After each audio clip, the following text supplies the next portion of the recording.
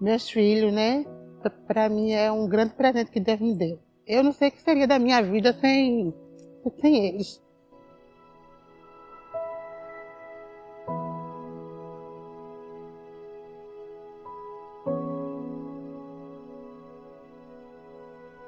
Lembrar o período de Vitória, quer dizer, foi uma coisa muito inesperada, né? Você assim, você podia imaginar tudo, jamais imaginaria estar passando por isso. Teve um dia que eu estava na escola, eu fui mudar a posição da minha perna, só que o osso estava muito fraco.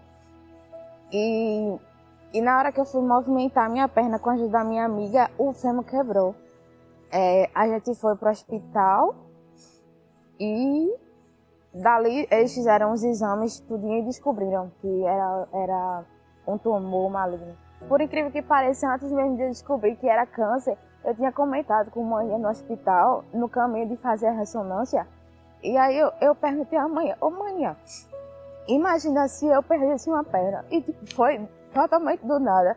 Eu não sabia, eu não tinha nem feito a ressonância ainda, não tinha feito raio-x, não tinha feito qualquer exame. E aí veio essa pergunta na minha mente.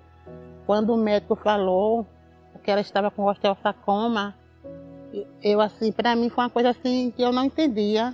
Só que assim, era tudo novo porque eu não sabia o processo do tratamento. Não foi fácil, né? Porque eu estava 15 a 16 anos, é uma idade que a gente quer aproveitar ao máximo. Estava na metade do meu ensino médio. Meu tratamento durou mais ou menos 1 ano. E aí eu tive que me afastar das pessoas, tive que deixar de ir para a escola, tive que deixar de ir para a igreja, tive que deixar de ir para qualquer lugar. Eu só ia de casa para o hospital, da hospital para casa. Com isso eu perdi também o 2º e 3º ano, que depois eu tive que recuperar. Foi difícil ver o que ela passou, sabe? Eu, como mãe, se eu pudesse, eu teria passado tudo no lugar dela.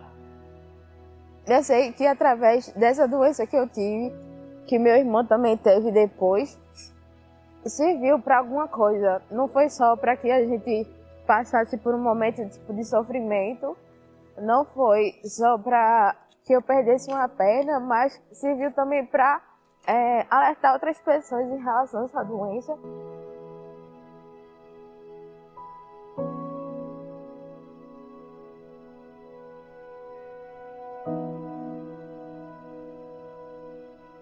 Eu confesso que eu tive um pouco de medo, né? Por imaginar algumas coisas que eu poderia deixar de fazer. Como, por exemplo, eu tocava bateria na igreja. Então, eu acabei, assim, por um tempo pensando que eu não poderia tocar mais. Claro que no começo a gente acha difícil, né? Por ter alguns medos de acontecer algo pior. Então, por ter que deixar de fazer algumas coisas, né? Abrir mão de algumas coisas.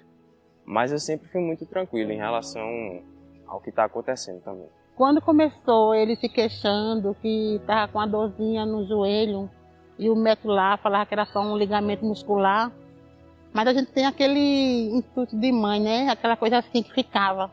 Aí eu lembro que até eu comentei em casa, a Vitória dizia, não mãe, ela está pensando muita besteira, não é isso não. E assim, quando o Tomás olhou para o joelho do meu filho, ele nem falou nada, só o jeito dele olhar, aquilo para mim já foi uma confirmação.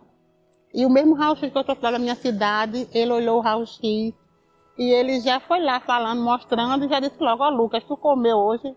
Ele disse não. Então você vai ser internado e fazer a biópsia hoje mesmo. Então, no começo a gente acaba pensando algumas coisas, assim, para baixo, mas também ao mesmo tempo, depois eu fui me acostumando com tudo isso. Fui ficando mais calmo e Deus foi me dando conforto. Era o mesmo problema que a Vitória teve, mas que a gente estava no início e a gente ia cuidar. E hoje eu estou aqui, né? Mais uma vez numa batalha, mas crendo que a vitória vai ser bem maior. Nunca assim de deixar de acreditar, né? E a gente sempre, mesmo com algumas dificuldades, mas a gente sempre acreditar que pode conseguir, né? E o que eu puder lutar, o que eu puder ser forte, mesmo não sendo, para ver meus filhos vencer essa guerra, eu estarei disposta a fazer.